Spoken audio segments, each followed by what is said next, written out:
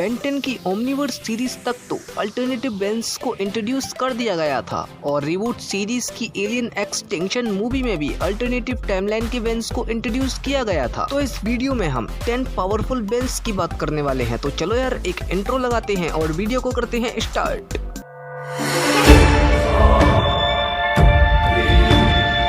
Number 10 Ben ज़ारो या कहें कि ज़ॉम्बी बेन। अब जो इसका ग्वेन का वर्जन है वो एक अनपावर्ड साइंटिस्ट है जो कि कॉन्स्टेंटली बेन ज़ारो के लिए एक क्योर पर वर्क कर रही है। अब पता नहीं बेन ज़ारो के वर्जन की जो ग्वेन है वो इसमें सक्सेसफुल हो पाएगी या नहीं और बेन ज़ारो अपनी हेल्थ रिस्टोर कर पाएगा या नहीं। बेन ज़ारो का नेम एक्चुअली एक पैरोडी है डीसी कॉमिक के विलन बेज़ारो की, जो कि एक इविल सुपरमैन क्लोन है। बेन ज़ारो भी अदर बेन्स की तरह ओमनिट्रिक्स पर रिलाय है और भाई ये अनडेड बीइंग जरूर है लेकिन इसे एक विलाडट कंट्रोल कर सकता है। ज़ॉम्बी आउटब्रेक के विक्टिम बेन ज़ारो को उसी के यूनिवर्स के एज़मत ने क्योर करने का ट्राई किया था लेकिन वे खुद भी इन्फेक्टेड हो गए। ओमनिट्रिक्स पर हेडबट का यूज करके ट्रांसफॉर्म होने वाले बेन ज़ारो के बाद 9th पोजीशन पर आता है बेन 23। फिलहाल तो हम बेन 23 को एक फ्रेंडली बेन कह सकते हैं क्योंकि अपने प्राइम टाइमलाइन के बेन का एक फ्रेंड है। डायमेंशन 23 के बेन 23 के पास एक हीरो वॉच है यानी कि एक ओमनिट्रिक्स है, लेकिन भाई उसके पास ग्रैंडपा मैक्स नहीं थे और ग्रैंडपा मैक्स की गाइडेंस न होने की वजह से ही शायद वो नहीं जानता है कि ऑल एलियंस इविल नहीं होते हैं। इसी वजह से रेकलेस,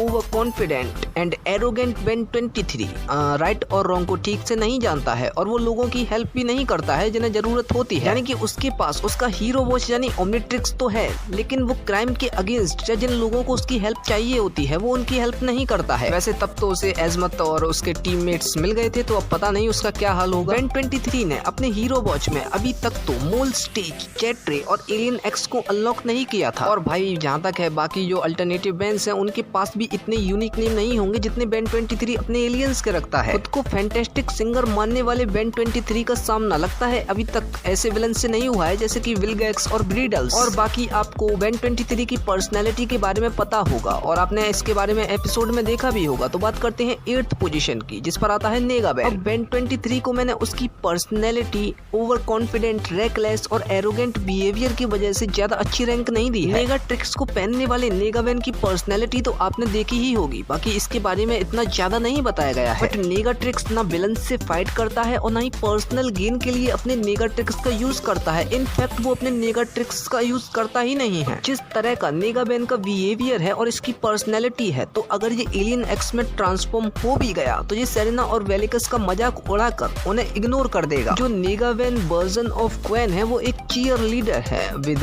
एवरेज इंटेलिजेंस और जो नेगा बेन की टाइमलाइन के एज़मत और गैल्वंस थे उन्हें नेगा ट्रिक्स के बाद वाइप्ड आउट कर दिया गया एक सेलेस्टियल सेपियन के द्वारा। ये एज़मत और गैल्वंस तो वाइप्ड आउट कर दिए गए लेकिन अब नेगा बेन का ओमनिट्रिक्स यानी नेगा ट्रिक्स अपग्रेड कैसे होगा इन फ्यूचर पता नहीं है। नंबर 7 बैड बेन, जो कि एक अल्टरनेटिव बेन होने के साथ बेन टेनिसन का एक नेगेटिव वर्जन भी है। टेक्निकली जो बैड बेन की पर्सनैलिटी है वो ऑलमोस्ट सेम एज एल्विडो है यानी एल्विडो की तरह ही है। अगर मैं अपना पर्सनल ओपिनियन बताऊं तो बाकी अल्टरनेटिव बेन के कंपेयर में जो बैड बेन है उसमें और अपने प्राइम टाइमलाइन के बेन में कुछ ज्यादा सिमिलरिटीज हैं as compare to other alternative Bens. अगर बात करें इसके ह्यूमन फॉर्म की तो इसने अपनी ह्यूमन फॉर्म में ही नो वॉच बेन के अगेंस्ट अपनी फाइटिंग स्किल्स को डिस्प्ले किया था। मतलब समझ रहे हो यार, नो वॉच बेन के अगेंस्ट ह्यूमन फॉर्म में फाइट कर रहा है जबकि इसके पास ओमनिट्रिक्स भी है। हाँ बाद में तो इसने ओमनिट्रिक्स का यूज किया ही था। बात करें इसकी बैक स्टोरी की तो वेबसाइट के अकॉर्डिंग इसकी बैक स्टोरी कभी लिखी ही नहीं गई थी। तो भाई मुझे बैड बेन की बैक स्टोरी के बारे में तो नहीं पता है। बात करें अगर 6th पोजीशन की तो उस पर आता है मैड बेन। पावर वॉच को पहनने वाले मैड बेन को कुछ पर्टिकुलर एपिसोड में इंट्रोड्यूस भी किया गया है इसलिए आपको इसकी पर्सनैलिटी के बारे में भी पता होगा। As compare to Ben 23 mad Ben के पास कुछ फाइन कंट्रोल है अपने पावर वॉच या ओमनिट्रिक्स का। As compare to bad Ben mad Ben के बारे में थोड़ा ज्यादा बताया गया है इसलिए मैंने इसे 7th पोजीशन पर लिया है। मैड बेन एक रूथलेस वॉर लॉर्ड डिक्टेटर की तरह है जिससे सब डरते हैं और जिसकी सब बात मानते हैं। मैड बेन के डायमेंशन में जो वर्जन ऑफ मैक्स है वो मिसिंग थे और जो counterpart of Quinn and Kevin है वो भी अननोन है। मैड बेन का जो वेलवुड था वहाँ एक एपोकैलिप्स हुआ था जिससे आपने देखा ही होगा वहाँ के वेलवुड का हाल। और भाई विलगैक्स और माल्ट्रुएंट की ट्रेनिंग के बाद मैड बेन की पर्सनैलिटी भी आपने एपिसोड में देखी ही होगी। अब ये तो अननोन है कि एपोकैलिप्स के टाइम मैड बेन के पास उसका पावर वॉच यानी कि ओमनिट्रिक्स था या नहीं। Number 5 Ben Tennyson,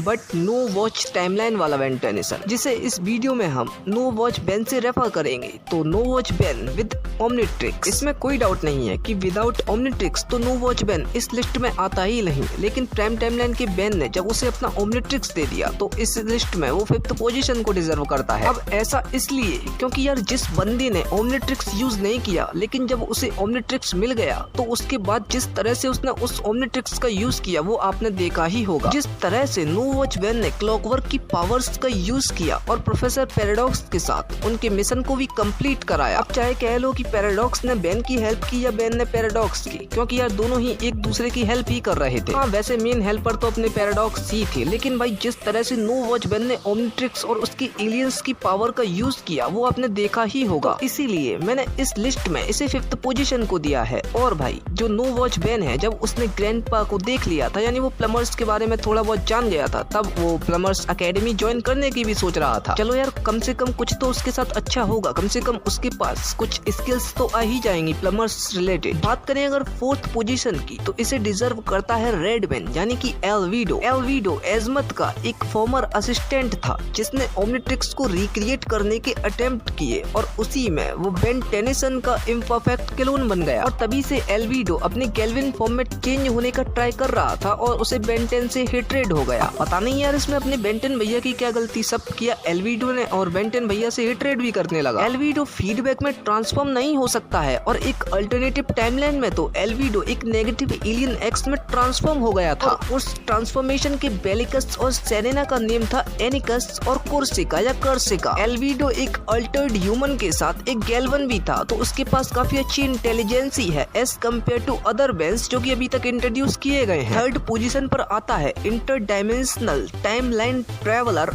Ian. आपको क्या लगा इयन एक बेन नहीं है? एक्चुअली इयन एक अल्टरनेटिव टाइमलाइन का नेगेटिव वर्जन ऑफ बेन है, यानी एक इविल बेन है, या कहें कि हुआ करता था, जिसका first appearance Ben 10 race against time में हुआ था। अब जिस तरह एल्विडो को उसके एक्सपीरियंस गैल्वन होने और इंटेलिजेंसी की वजह से 4th पोजीशन दिया है, वैसे ही मैंने इयन की इंटेलिजेंसी और टाइम पावर्स की वजह से उसे 3rd पोजीशन दिया है। इयन के पास भी एक ओमनिट्रिक्स हुआ करता था जिसके साथ कुछ बुरा हुआ और जो उसके लेफ्ट ओवर पार्ट्स थे उन्हें इयन ने इंटीग्रेट कर लिया अपने गॉन्टलेट के साथ। एक्चुअली इयन एक क्रोनियन था जो कि इंटरडायमेंशनल एंट्रैपमेंट से एस्केप्ड कर गया था। इयन प्रोफेसर पैराडॉक्स के एनिमीज में से भी है। आप समझ सकते हैं प्रोफेसर पैराडॉक्स कितने पावरफुल है। और इयन उन्हीं प्रोफेसर पैराडॉक्स के एनिमीज में से है जो कि इंटेलिजेंट होने के साथ साथ एक पावरफुल कैरेक्टर भी है। नंबर 2 बेंजामिन कर्वी टेनिसन, यानी अपने बेन टेनिसन भैया, यानी कि Ben 10। Ben Tennyson Ben 10 series का मेन कैरेक्टर है, तो इसके बारे में तो आपको काफी अच्छी तरह से पता होगा as compare to other characters या अदर अल्टरनेटिव बेन्स। पता नहीं यार मैं एज कम्पेयर टू क्यों बोल रहा हूँ, क्योंकि बेन टेनिसन तो बेन 10 सीरीज का मेन कैरेक्टर ही है, तो इसके बारे में तो ऑब्वियसली पता ही होगा। क्लासिक सीरीज में प्रोटोटाइप ओमनिट्रिक्स से स्टार्टिंग करने के बाद ओमनिवर्स सीरीज में एडवांस ओमनिट्रिक्स का यूजर बेन टेनिसन काफी पावरफुल है, क्योंकि इसके पास सेलेस्टियल सेपियन का एक्सेस है, यानी ये एलियन एक्स की पावर्स को यूज कर सकता है जब तक सेरेना और वेलिकस चाहे तब तक, क्योंकि विदाउट सेरेना और वेलिकस परमिशन तो भाई एलियन एक्स एक फिंगर तक को नहीं हिला सकता है। यार जब Ben 10 first time alien x में ट्रांसफॉर्म हुआ था तब उसने हैंड कैसे हिला दिया, समझ नहीं आया। और बात करें अगर 1st पोजीशन की तो वो है अपने बेन 10 भैया की फ्यूचर वर्जन, यानी कि बायो बेन 10,000, जो कि यूजर है बायोमेट्रिक्स के। बायोमेट्रिक्स जो कि 2 ओमनिट्रिक्स ही हैं जो कि एक दूसरे से लिंक है और यूजर को अलाउ करते हैं फ्यूजन एलियंस, यानी दोनों ओमनिट्रिक्स पर एक साथ स्लैम करने से ये फ्यूजन एलियन को परफॉर्म करना अलाउ करते हैं। बिल्कुल सही, यानी कि अगर एक ओमनिट्रिक्स का यूज किया जाए तो वो नॉर्मल एलियंस में भी ट्रांसफॉर्म हो सकता है, यानी बेन 10,000 नॉर्मल एलियंस के साथ फ्यूजन एलियंस में भी ट्रांसफॉर्म हो सकता है, जो कि एक अच्छा एडवांटेज है। बायोमेट्रिक्स में वॉइस कंट्रोल भी है जो कि एक इसका अच्छा फीचर है। और भाई बेन 10,000 काफी स्मार्ट और इंटेलिजेंट भी है, स्पेशली बायो बेन 10,000। तो आपको क्या लगता है इन बेन्स के अलावा भी कोई बेन रह गया है जो कि इस वीडियो में नहीं आया हो? तो आप कमेंट में उस बेन के बारे में भी बता सकते हैं और वीडियो को लेकर आप अपना